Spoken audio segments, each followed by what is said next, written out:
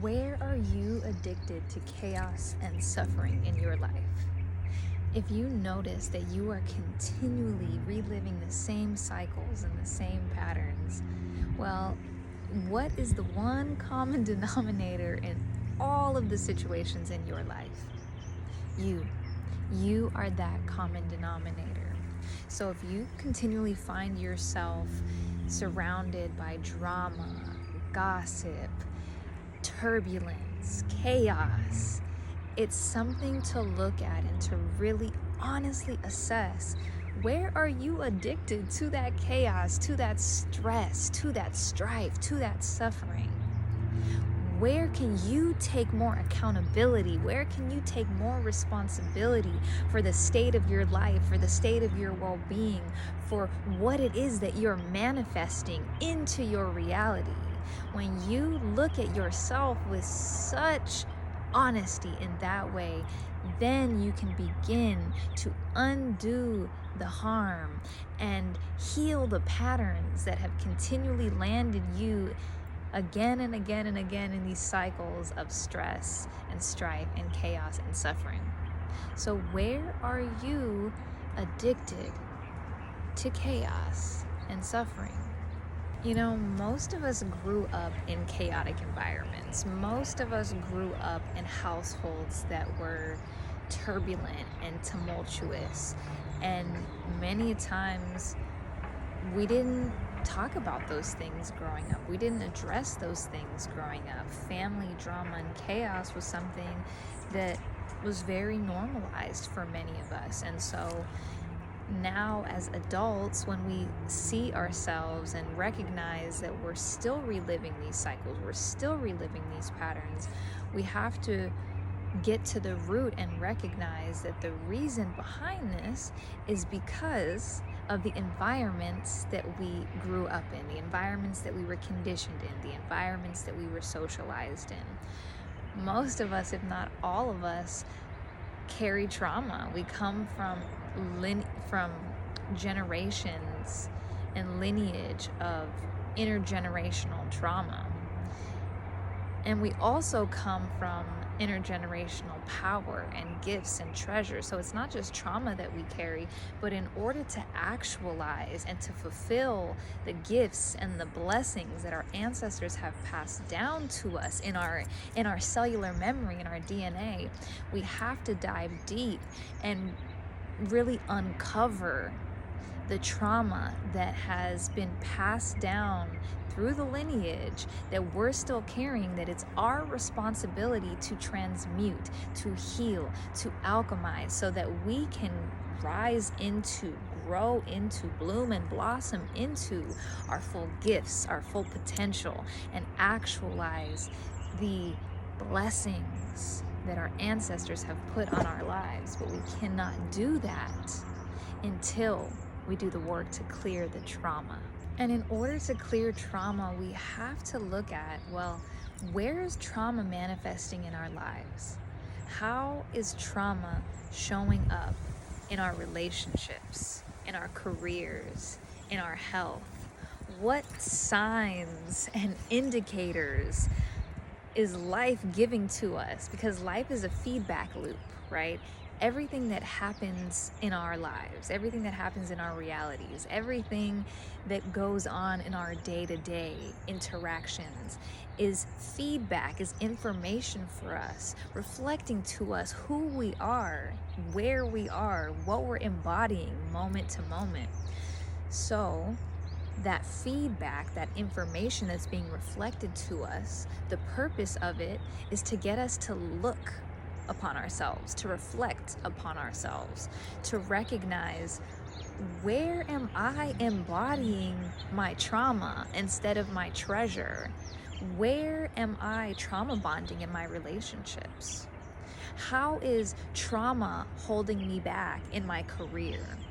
How is trauma keeping me stuck and stagnant in situations, in choosing people, places, and things that act as forms of self-sabotage and self-abuse?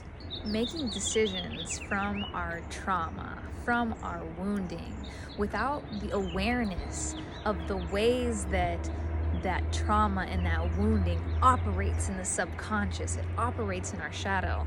When we do not bring illumination and awareness to how those things are playing out beyond our conscious awareness, that is when we get into these cycles of drama and trauma and just being in a state of constant chaos and stress. And we were never meant to live like that. Our natural state is peace. Our natural state of being is joy. Our natural state of being is to live in a space that's optimal and radiant and vibrant. Our energy is meant to just exude from us and bring love and joy and beauty to all those that we encounter.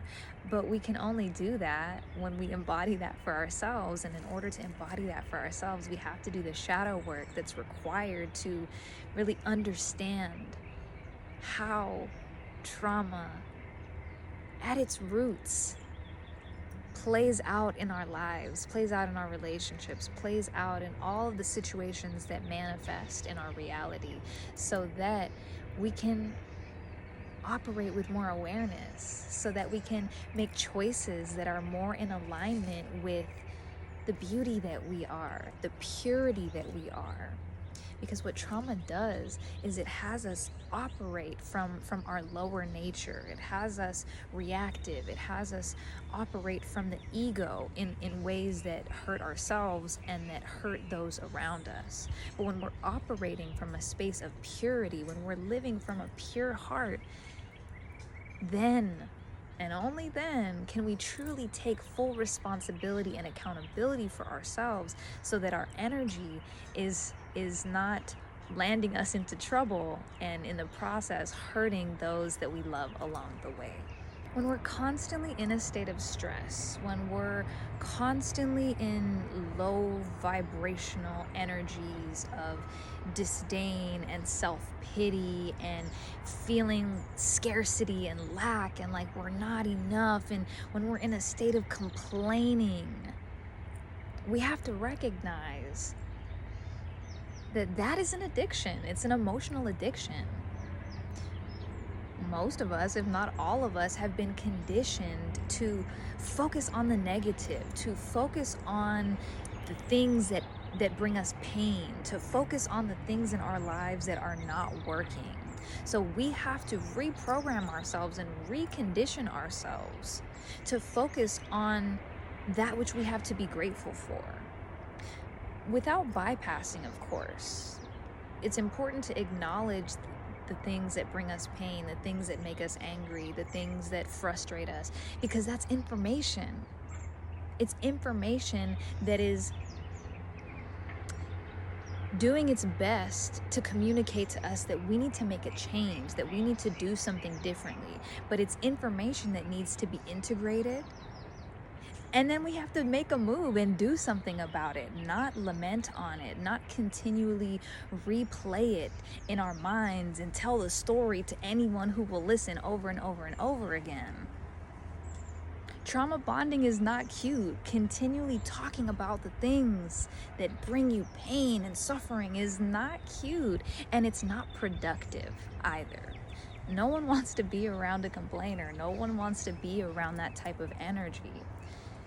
And the reason for that is because that energy is not meant to be harbored. It's meant to be alchemized. It's meant to be transmuted. We're meant to receive the wisdom encoded in those feelings, that receive the information so that we can make the changes that are required to produce different results in our lives, to bring us closer to new outcomes, to outcomes that bring us more joy, that bring us more peace, that bring us more pleasure. So if you are someone who continually finds yourself ruminating in the energy of scarcity and lack and fear and stress and self-doubt and imposter syndrome, it's time to take a breath.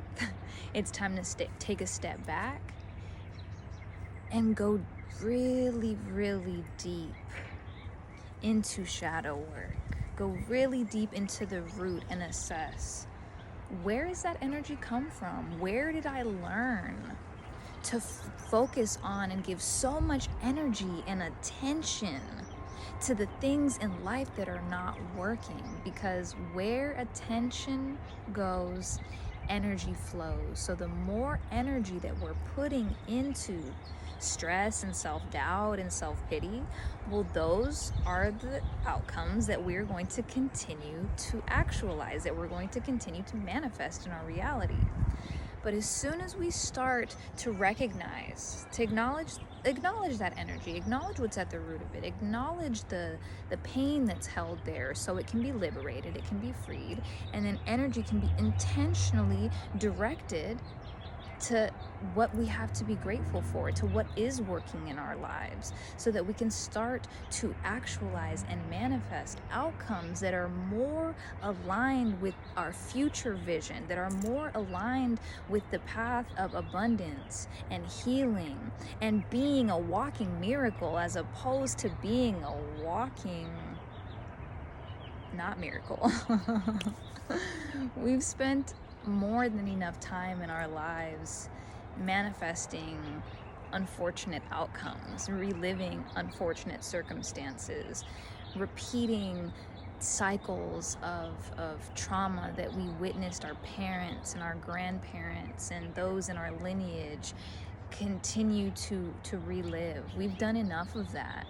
So now is our opportunity to do the shadow work, to do the root healing, to do the ancestral healing that will allow us to be free, free from stress, free from strife, free from pain. Because life is meant to be beautiful, no matter what we're growing through. Painful experiences are inevitable, but suffering is not. Suffering is a choice. So let go of the stress, let go of the strain, let go of reliving those toxic ancestral cycles of living in poverty and living in fear, because you don't have to. We don't have to live like that. It's a choice. So know that unhealthy stress is a choice. Living in fear constantly and feeling lack and scarcity is a choice.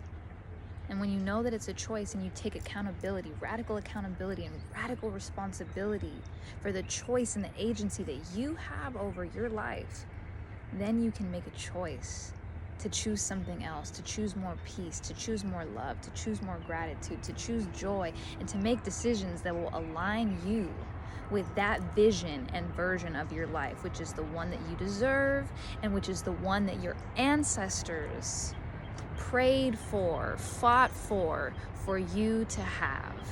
So make your ancestors proud. Make your angels proud. Make your spirit team proud by making yourself proud and making choices that align with the highest vision for your life, which is freedom and peace and love. I love you, family.